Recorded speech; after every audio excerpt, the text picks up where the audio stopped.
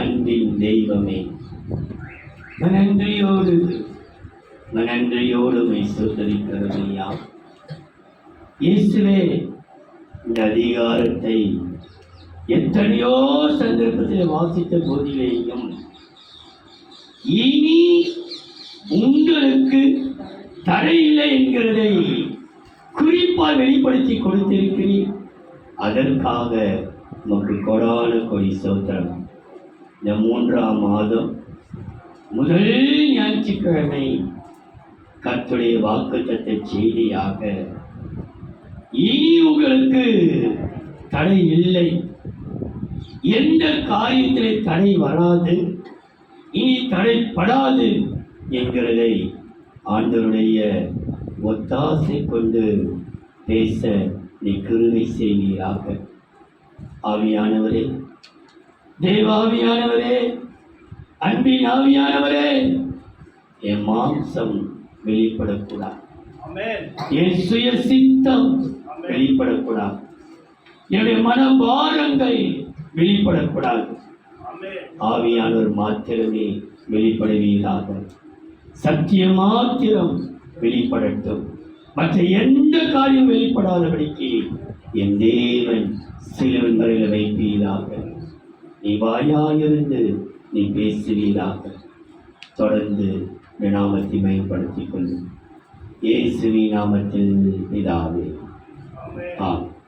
திரும்ப ஒரு விசை வாசிக்க கேட்கலாம். இது போதும், இந்த மகா இடி முழக்கங்களும் கல்மழையும் ஒழியும்படிக்கு கர்த்தரை நோக்கி விண்ணப்பம் பண்ணுங்கள்.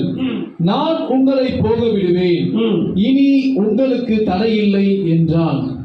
இனி உங்களுக்கு தடை என்பதே எவ்வளவு நாள் இந்த தடைகள், இந்த சரீரம் எனக்கும் இயேசுக்கும் நடுவில் தடையா இருக்குதே, எனக்கும் ஜபத்துக்கும் ஒரு தடை வருதே, எனக்கும் என் வருமானத்துக்கு ஒரு தடை வருகிறது.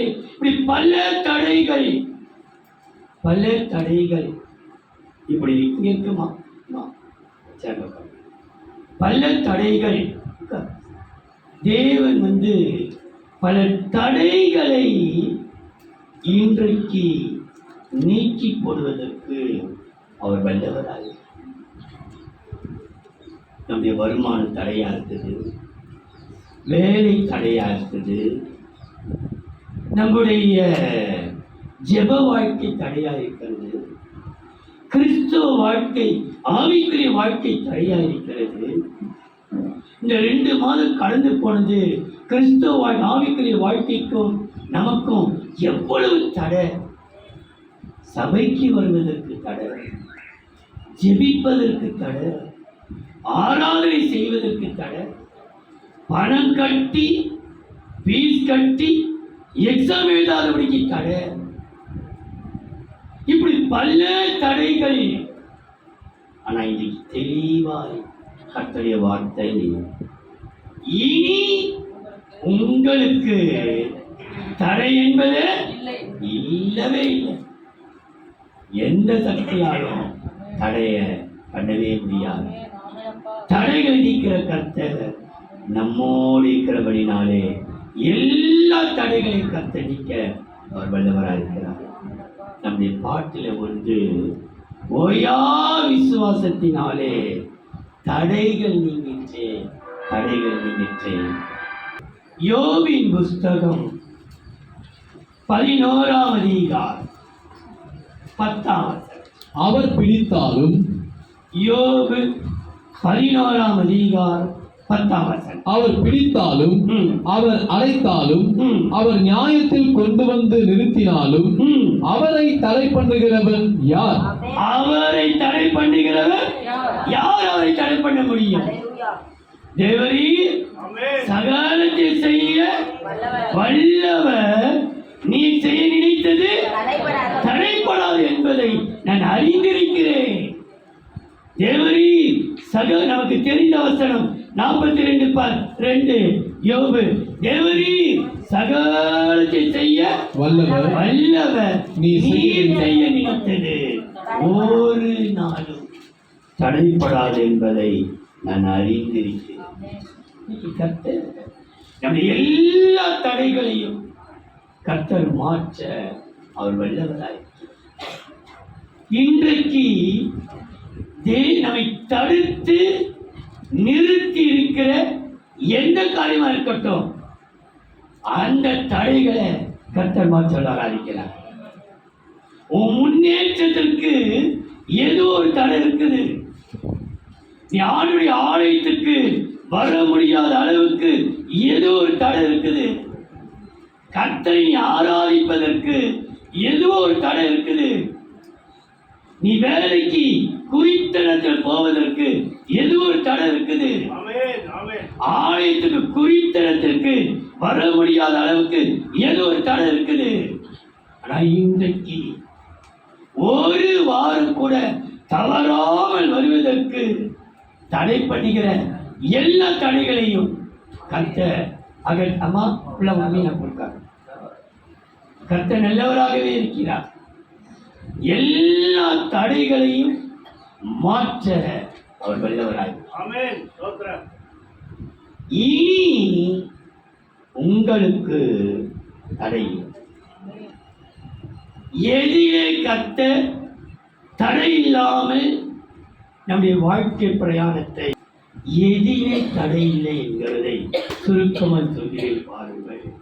ஆதியாகமம் 24ஆம் அதிகாரம் 56ஆம் வசனம். அதற்கு அவன் ஆதியாகமம் 24ஆம் அதிகாரம் 56ஆம் வசனத்தை வாசித்த பிற்பாடு 40ஆம் வசனம் 42ஆம் வசனம் 21ஆம் வசனம். அதற்கு அவன் கர்த்தரின் பிரயாணத்தை வாய்க்க பண்ணி இருக்க நீங்கள் எனக்கு தடை செய்யாதிருங்கள்.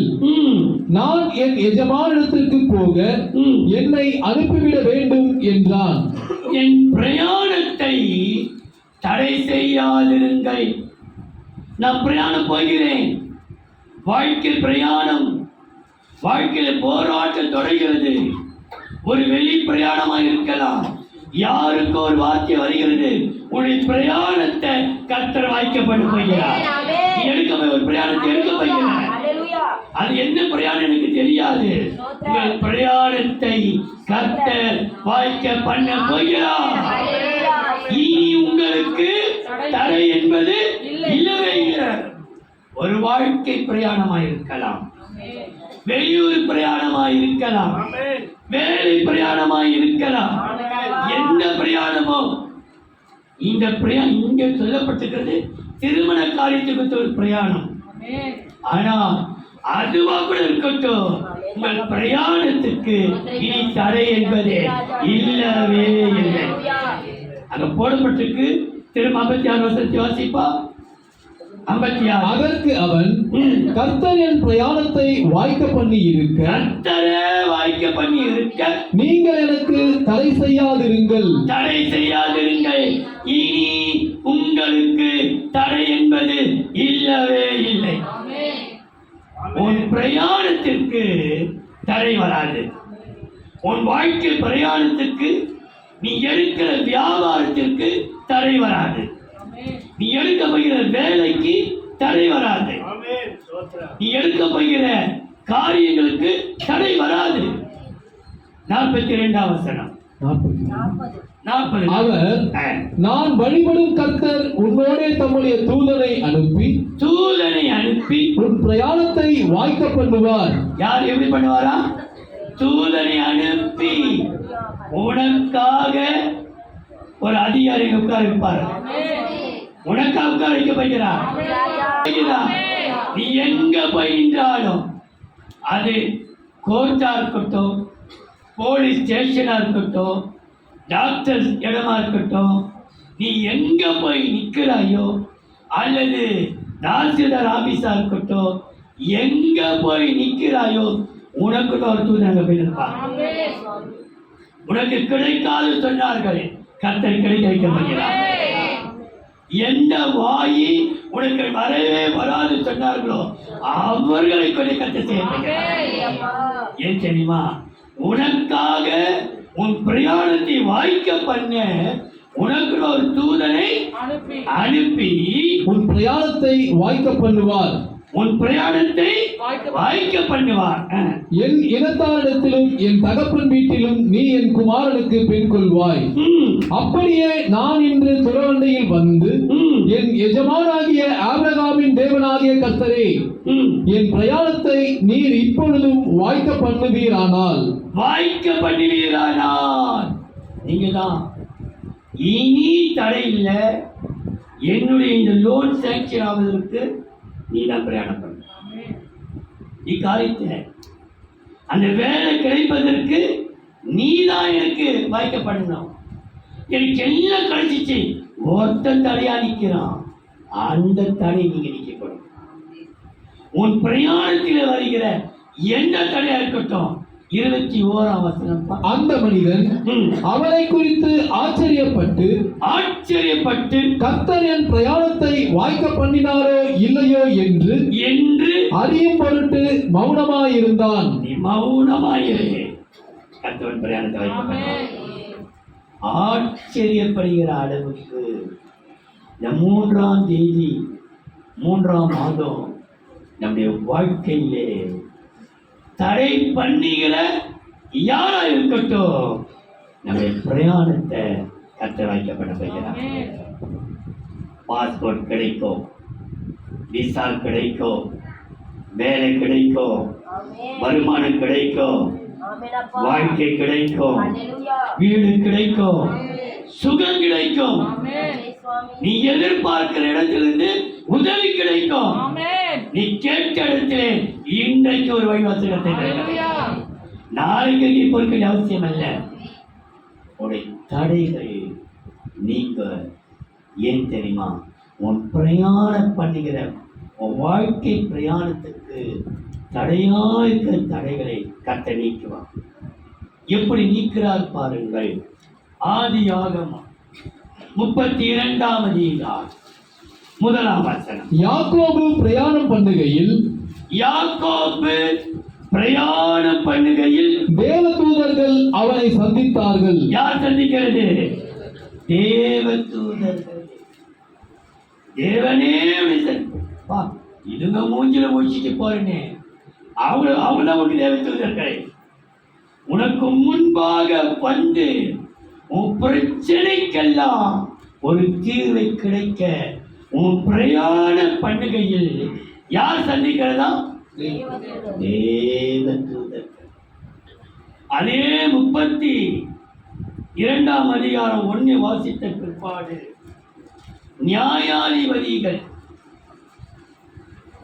18ஆம் அதிகாரம் 5-6.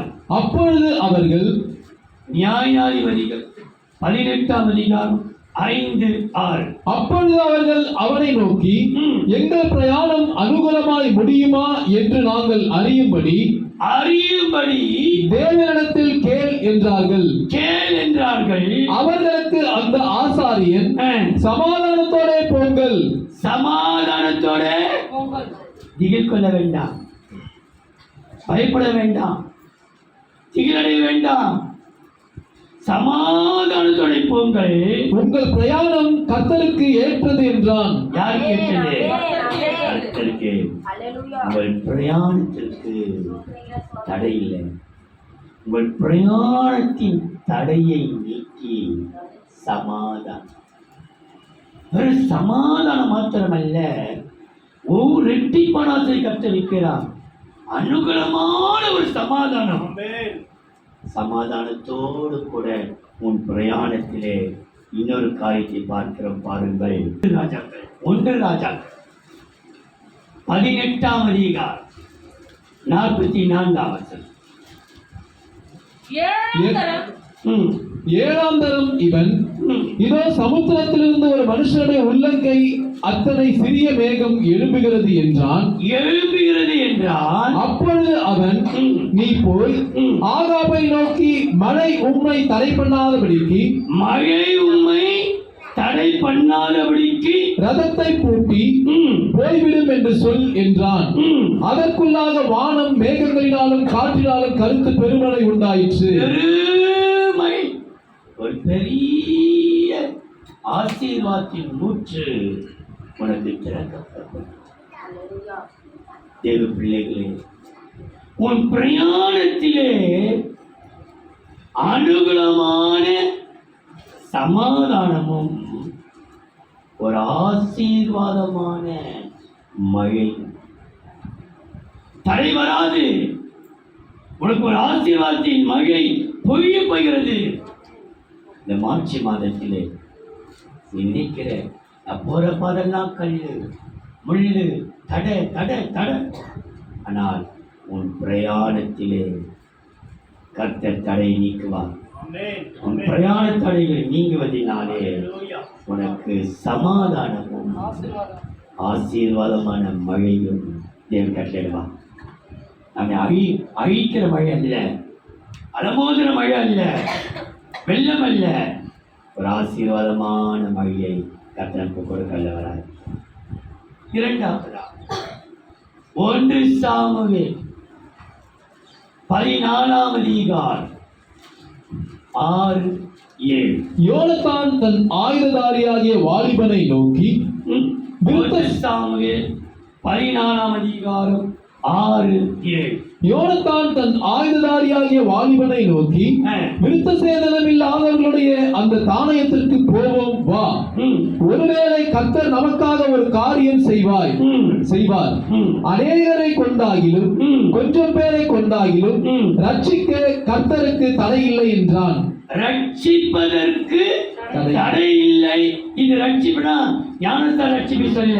அடுத்த வாசிக்கிற பாருங்கள். அப்பொழுது அவன் தடை இல்லை என்றால், அப்பொழுது அவன் ஆயுததாரி அவனை பார்த்து, உம்முடைய இருதயத்தில் இருக்கிறபடி எல்லாம் செய்யும்.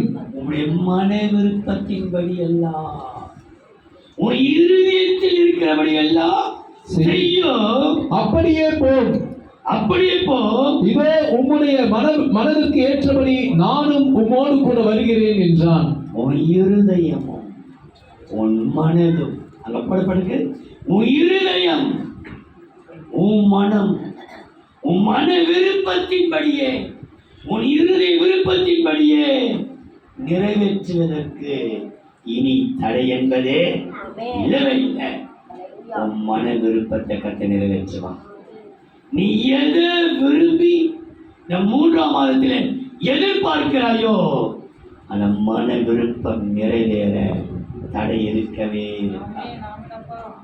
இனி உங்களுக்கு தடை இல்லை. பிரயாணம் பண்ணுவதற்கு தடை இல்லை. இரண்டாவது, மன விருப்பம் நிறைவேற தடையே இல்லை. தடையாகத்திலே உன் மனதும் உடைய இருதயமும் விரும்புகிற விருப்பத்தை கர்த்தர் நிறைவேற்ற வல்லவராய். இன்னைக்கு தேவ பிள்ளைகளே, அந்த பிரயாணங்கள் பண்ணுகிற தடையை கர்த்தர் மாற்றி சமாதானத்தையும் ஆசீர்வாதம் மகிழ கொடுக்கிறார். இங்கே பார்க்கிறோம், உன் மன விருப்பம் நிறைவேறுவதற்கு தடையை கர்த்தர் அகற்றுகிறார். மன விருப்பத்தின் தடையை அகற்றி செய்கிற நன்மையை பாருங்கள். 2 சாமுவேல் 5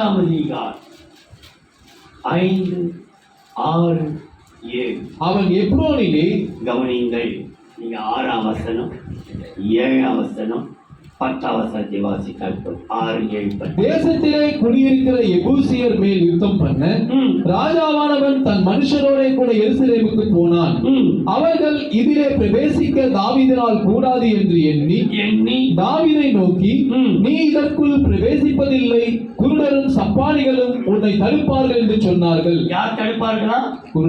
குருடரும் யார் தடுப்பார்கள்? தாவீது யார்? யுத்த வீரன். கர்த்தர் அவனோடு கூட இருக்கிறார். மகா புத்திமான், வாசிப்பதில் தேறினவன், காய் சமர்த்தன், மகா பெரிய கோலியாத்தை முறியடித்தவன். அவன்கிட்ட வந்து சொல்கிறார்கள், உன்னை யார் தடை பண்ணுவார்களா? குருடனோ சப்பானியோ. நான் நினைக்கிறேன், ஒரு சமயம் அவன் தாழ்ந்து போனதுனால கொடூர சம்பளம் தரப்பட வந்திருப்பார்கள். ஆனால் வசனம் சொல்கிறது, அந்த குருடர்கள் தடை பண்ணினாலும் அங்க நடக்கிற காரியத்தை பாருங்கள். வாசித்து முடிப்பார். ஆனாலும் தாவீது சீயோன் கோட்டையை பிடித்தான். ஆனால் தடை பண்ணினார்கள், ஆனாலும் சீயோன் கோட்டையை யார் பிடித்தது? தாவீது. தாவீது. பெயர் தாவீது பிடித்தான். 10ஆம் வசனம். தாவீது நாளுக்கு நாள் விருத்தி அடைந்தான். நாளுக்கு நாள் விருத்தி அடைந்தான். சேனைகளின் தேவனாகிய கர்த்தர் அவனோடு கூட இருந்தார். யார் இருந்தது? கர்த்தர் அல்ல, சேனை. அவருக்கு ஒரு பெரிய சேனை இருக்கிறது. யாருக்காக உனக்கு கர்த்தரை சேனை சொல்லிக் கொண்டிருக்கிறது? சேனையின் தேவன் அவனோடு இருந்ததினாலே அவன் மன விருப்பம் நிறைவேற தடையை மாற்றுகிறார். விருத்தி அடைகிறார். நாளுக்கு நாள் விருத்தி அடைஞ்சினே இருப்ப. நீ வறுமை அடைய மாட்ட. அது எப்படி ஆவியா? நான் விருத்தி அடைஞ்சினே. உன் மன விருப்பம் நிறைவேறும். நீ விருத்தி அடை. நீ விருத்தி அடைகிறது மாத்திரமல்ல, இன்னொரு ஆசத்தை சொல்கிறேன் பாருங்கள். ஏசாயா 43ஆம் அதிகாரம் 13ஆம் வசனம் 19ஆம் வசனம். நான் உண்டாவதற்கு முன்னும் நானே இருக்கிறேன். என் கைக்கு தப்புவிக்கத்தக்கவன் இல்லை. நான் செய்கிறதை தடுப்பவன் யார்? நான் செய்கிறதை தடுப்பவன் யார்? நான் உன் விருப்பத்தை நிறைவேற்ற போகிறேன். நான் செய்கிறதை தடுப்பவன் யார்? 43:19. இதோ நான் புதிய காரியத்தை செய்கிறேன். புதிய காரியத்தை செய்கிறேன். இப்பொழுதே அது தோன்றும். நீங்கள் அதை அறியீர்களா? மன விருப்பத்தை நிறைவேற்றும் தடையை அகற்றுவதினாலே உனக்கு பெருக்கமும் புதிய காரியம். இதோ நான் புதிய காரியத்தை செய்கிறேன், நீங்கள் அறியீர்களா? உனக்காக, சபைக்காக, சபை மக்களுக்காக கர்த்தர் கொடுத்த வாக்குத்தத்தம். இனி நீங்கள் தடையை சந்திப்பதே இல்லை. இனி உங்களுக்கு தடை இல்லவே இல்லை. அதற்கு பதிலாக உங்கள் வாழ்க்கையிலே உங்களுக்கு விருத்தியும் புதிய காரியமும் உங்கள் வாழ்க்கையில் நிறைவேறும். உன் மனம் ஏங்கி இருக்கிற, எனக்கு ஆண்டவர் செய்ய மாட்டாரா, நடத்த மாட்டாரா, எனக்கு கிடைக்காதா, இப்படி அழைஞ்சி திரிவை நான் வேலை விட்டு இல்லாமல் இப்படி என்னை எல்லாரும் கேவலமாக நினைக்கிறார்களே, அந்த சாதி ஜனங்கள் மத்தியிலே நீ விருத்தி அடைவார். உனக்காக கர்த்தர் புதிய காரியத்தை செய்வார். நீ அறியோ இல்லையோ, கர்த்தருக்கு தெரியும். கர்த்தருடைய சேனை உன்னோடு கூட இருந்து கொண்டிருக்கிறது. உன் மன விருப்பம் நிறைவேற தடையாயிருக்கிற எல்லா தடை கர்த்தர் மாற்றி உன்னை விருத்தி அடைய செய்து புதிய காரியத்தை செய்யும். 3வது பாருங்கள், ஏசாயாவின் புஸ்தகம் 66ஆம் அதிகாரம் 9ஆம் வசனம். பெறப்பண்ணுகிறவராகிய ஏசாயா 66ஆம் அதிகாரம் 9, 10, 11. பெறப்பண்ணுகிறவராகிய நான் பெற செய்யாமல் இருப்பேனோ என்று கர்த்தர் சொல்லுகிறார். பெற பண்ணுகிறாகிய நான் பெற செய்யாமல் இருப்பேனோ என்று கர்த்தர் சொல்கிறார். பிரசவிக்க பண்ணுகிறவராகிய நான் பிரசவத்தை தடுப்பேனோ என்று தேவன் சொல்லுகிறார். உன் பிரசவத்தை கர்த்தர் தடுப்பாரா? உன் கர்ப்பத்தை கர்த்தர் தடை பண்ணுவாரா? இந்த மார்ச் மாதத்திலே எழுத்தின் பிரகாரமாய் எருசலேமுக்கு இருக்கிற பிள்ளைகளுடைய கர்ப்ப தடைகளை கர்த்தர் மாற்ற வைக்கிறார். தடைகள் நீங்கும். பெறப்படுகிறவனாகிய நான் பெற செய்யாமல் இருக்க நான் தடை பண்ணுவேனோ? ஏனென்றால் இந்த 9ஆம் வசனத்தில் இருந்து 13ஆம் வசனம் வரைக்கும் கோரி இது யாருக்கு சொல்கிறதா? எருசலேமுக்கு. ஒரு தாய் தேற்றுவது போல நீங்கள் எருசலேமிலே சரி 13வது அப்படிதான் சொல்லி முடியுது. ஆனா அந்த 10-11 பாருங்கள். எருசலேமை நேசிக்கிற நீங்கள் எல்லாரும் அவளோடு கூட சந்தோஷப்பட்டு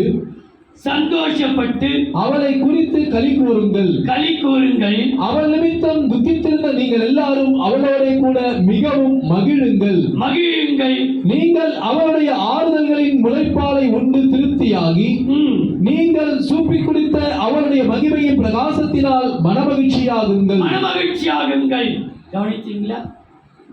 எருசலேமுக்கு சொல்லப்பட்ட 4 காரியங்கள்.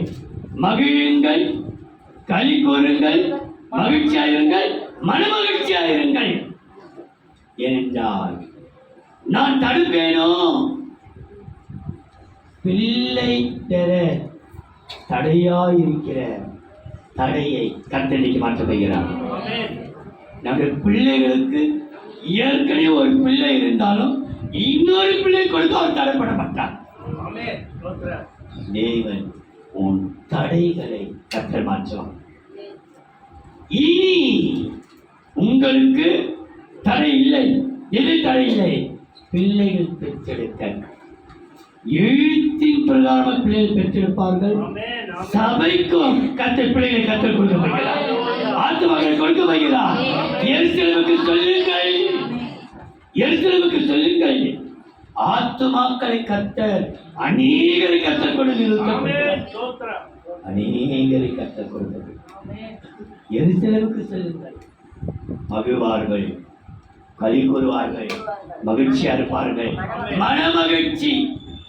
மனமகிழ்ச்சியா இருப்பார்.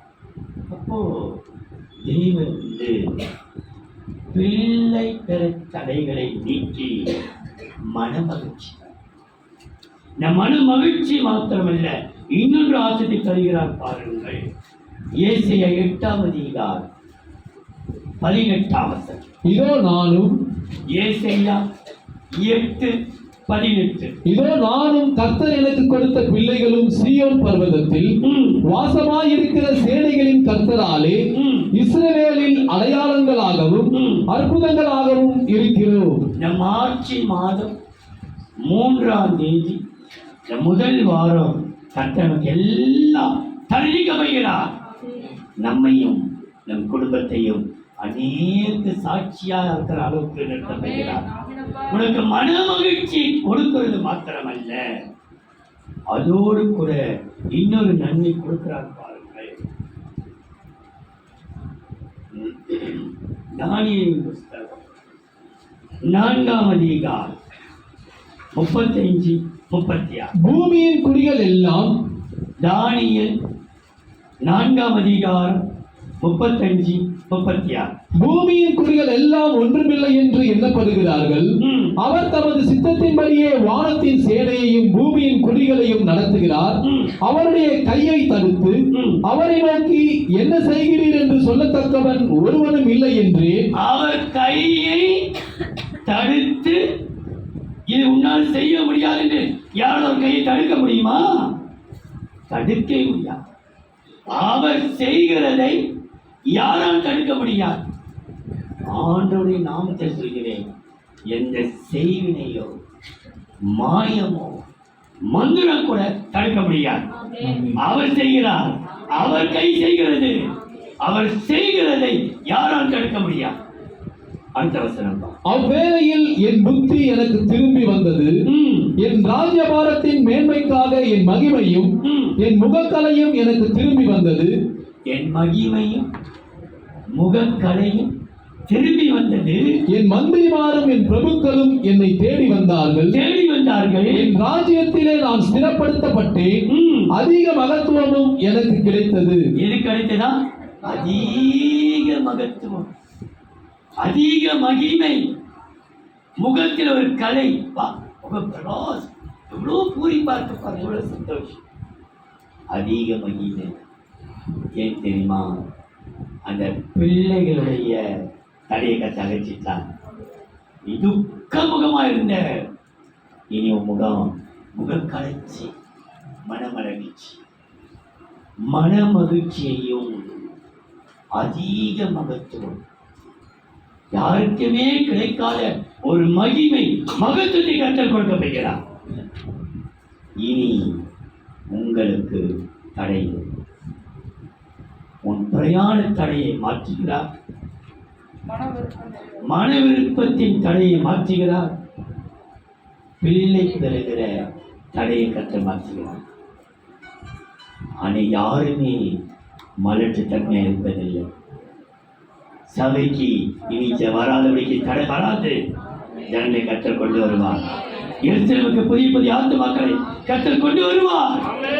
எப்படிப்பட்ட தடைகளையும் அவர் மாற்ற வல்லவராகிறார். அப்ப மன மகிழ்ச்சியும் அதிக மகத்துவமும் நமக்கு உண்டு.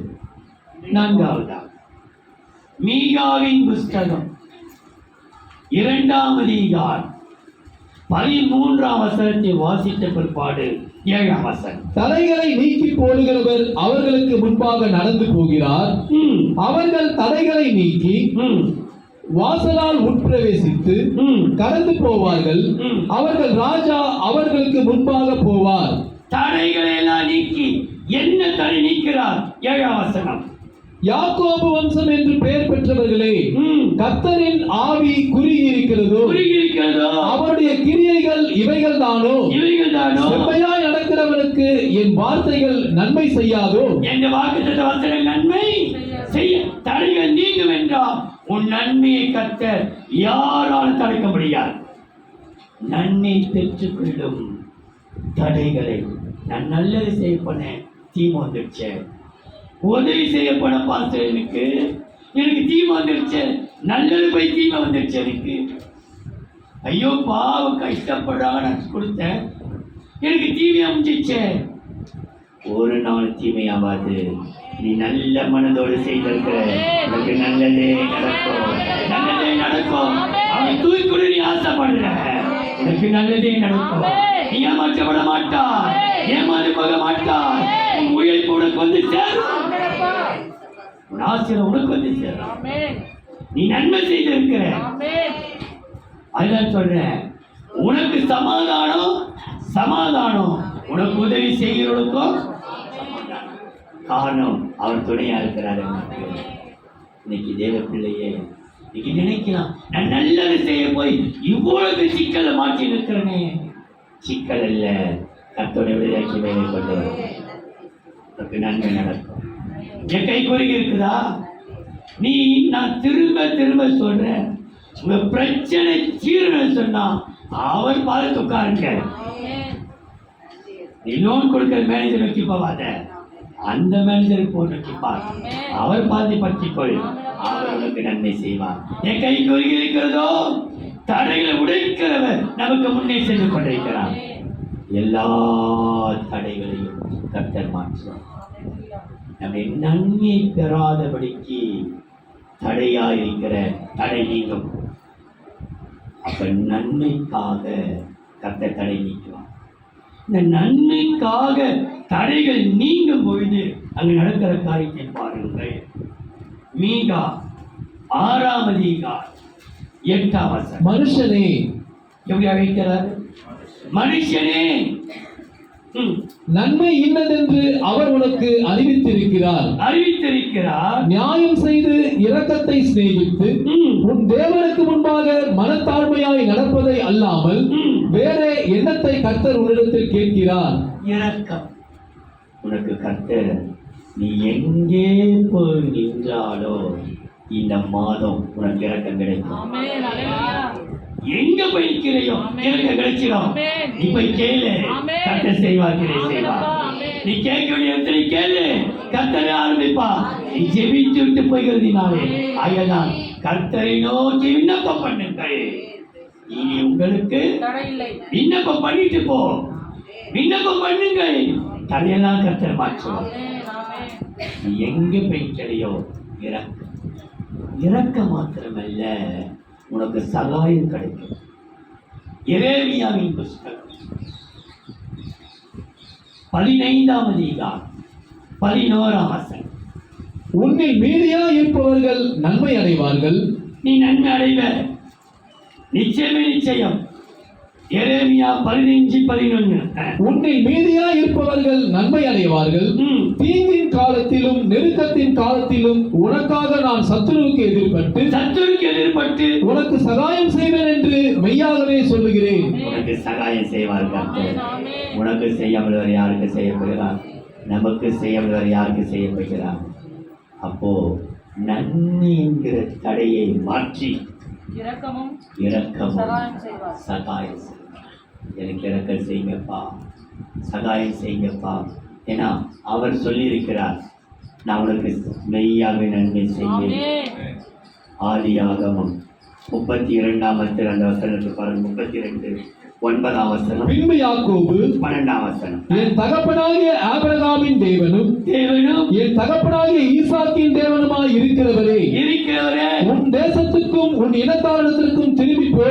நீ போய் நில்லு, நீ போக வேண்டிய கடவுள், நீ போய் போ என்று சொன்னவரே, உனக்கு நன்மை செய்வேன் என்று என்னுடனே சொல்லி இருக்கிற கர்த்தாவே. எப்படி சொல்லியிருக்கிறாரா? நான் உனக்கு தீமை செய்ய மாட்டேன், உனக்கு நன்மையே செய்வேன், உனக்கு இனி தடை வராது என்று என்ன சொல்லியிருக்கிறேன்? நீ போ, நான் உனக்கு நன்மை செய்வேன் என்று சொல்லியிருக்கிற அவருடைய பெயர் என்ன பெயரா? நன்மை செய்கிற கர்த்தாவே, நன்மை செய்வேன் என்று சொல்லி இருக்கிற கர்த்தாவே.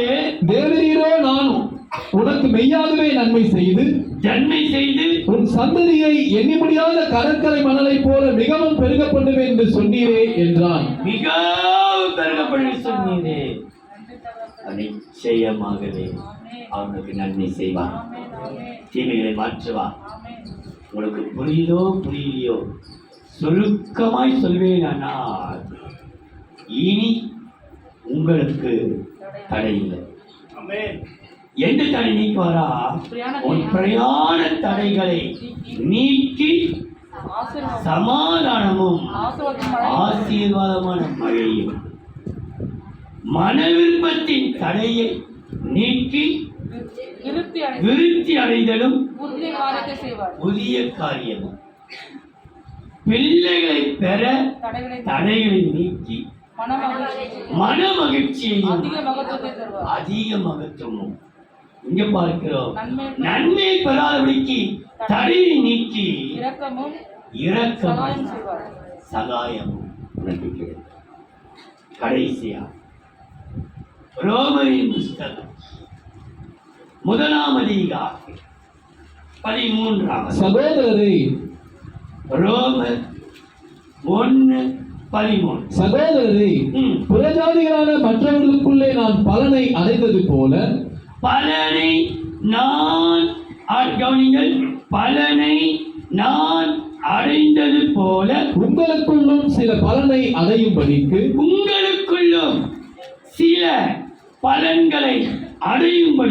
உங்களிடத்தில் வர பலமுறை யோசனையாயிருந்தேன். ஆயினும் இதுவரைக்கும் எனக்கு தடை உண்டாயிற்று என்று. இதுவரைக்கும் என்ன இருக்குதா? தடை. நீ பலனை பெற்றுக்கொள்ள தடை. உன் கண்ணீருக்கு பலன் உண்டு, உன் ஜபத்துக்கு பலன் உண்டு, உன் அவமானத்துக்கு பலன் உண்டு, உன் ஏமாற்றத்துக்கு பலன் உண்டு, நீ அலைஞ்சி திரிஞ்ச அலைச்சலுக்கு பலன் உண்டு, நீ உண்மையை உழைத்த உழைப்புக்கு பலன் உண்டு. யாரும் உழைப்பை பறித்துக் கொண்டாலும் கட்ட பலன் கொடுக்கிறார். பல பலன்கள், சில பலன்கள் போடப்பட்டிருக்கிறது. அதிக பலன்கள், கொஞ்சம் பலன்கள் பெறுவதற்கு தடை. நான் பலனை பெறவே இல்லையே, நான் உழைக்கிறேன், எனக்கு பலனே இல்லாத, இவ்வளோ கஷ்டப்படுறேன், பலன் இல்லாமல் போச்சு, பலன் இல்லாமல் வாழ்ந்திருக்கிறேன். கர்த்தர் பார்த்தா அந்த தடைகளை கர்த்தர் மாற்றுவார், நீ பலனை பெற்றுக்கொள்வார். இஸ்ரவேலின் தேவனாகிய அவருடைய சத்திற்கு அழைக்க வந்த உனக்கு அவராலே நிறைவான பலனை நீ பெற்றுக்கொள்ள போகிறாய். இந்த பலனினாலே இந்த பலன் பெற முடியாத தடையை கட்டுவார். பலனை பெற்றுக்கொள்ள தடையை மாற்றுவார். அதை மாற்றுவதனால கிடைக்கிற நன்மை பாருங்கள். ரோமன் 15:22, 23, 24. உங்களிடத்தில் வருகிறதற்கு கவனியுங்கள். ரோமர் 15:22, 23, 24. உங்களிடத்தில் வருகிறதற்கு இதனாலே அநேக தரம் தடைப்பட்டேன். இப்பொழுது இந்த திசைகளில் எனக்கு இடமில்லாதபடியினாலும் உங்களிடத்தில் வரும்படி அநேக வருஷமாய் எனக்கு மிகுந்த விருப்பம் உண்டாயிருக்கிறபடியினாலும் மிகுந்த விருப்பம் உண்டாயிருக்கிறதினாலே நான் ஸ்பானியா தேசத்திற்கு பிரயாணம் பண்ணுகையில் உங்களிடத்தில் வந்து உங்களை கண்டு கொள்ளவும் உங்களிடத்தில் சற்று திருப்தி அடைந்த பின்பு அந்த 22ல பல முறை தடை உன் பலனை பெற்றுக்கொள்ள. ஆனா வந்து பார்த்ததுல சிறிது நேரம் ஆகிலும் சற்று நேரம் ஆகிலும் எப்படி இருக்கிற நான் இப்போ திருப்தி. உன் வாழ்க்கையில திருப்தி இல்லாமல் இருக்கிற, எவ்வளவு வந்தாலும் திருப்தி இல்லை. வருமானமெல்லாம் ஓட்டப்பை, ஒற்றலான பை, மரமெல்லாம் விரயமாவது, செலவு மேல செலவு, இருக்கவே இருக்காது. வருமானத்திலே நீ திருப்தியை பார்க்க போகிறாய். ஒரு திருப்தியான ஒரு வருமானத்தை இந்த மார்ச் மாதத்தை கத்தோடுக்கு கொடுக்க போகிறார். நீ உழைத்த உழைப்புக்கு பலன் நிச்சயம் உண்டு. உன் பலனுடைய தடையை நீக்கி உன்னை திருப்தியாக்குவார். திருப்தியாக்குறது மாத்திரமல்ல, உனக்காக ஒரு அற்புதத்தை செய்வார். வாசித்து பாருங்கள். மார்க்கு சுவிசேஷம் 9ஆம் அதிகாரம் 36. ஒரு சிறு பிள்ளையை எடுத்து 36 40 வரைக்கும்.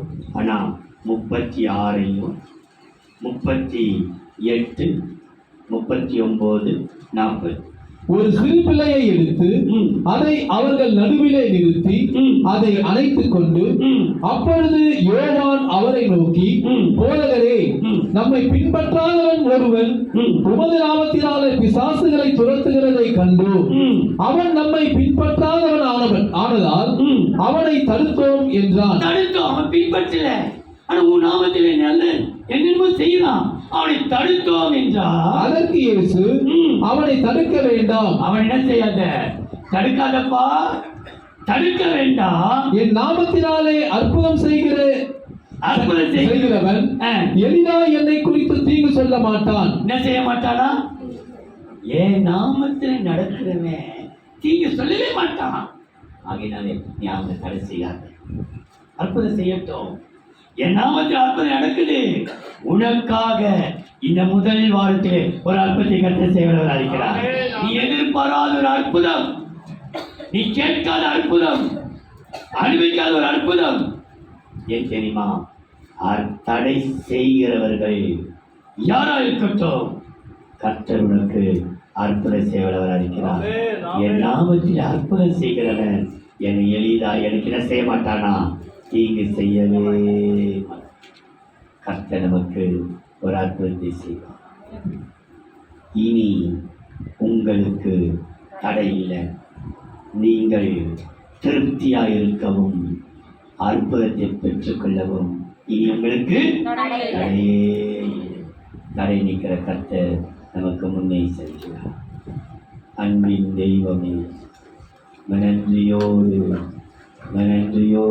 சோதரிக்கிறோம் கர்த்தாவே.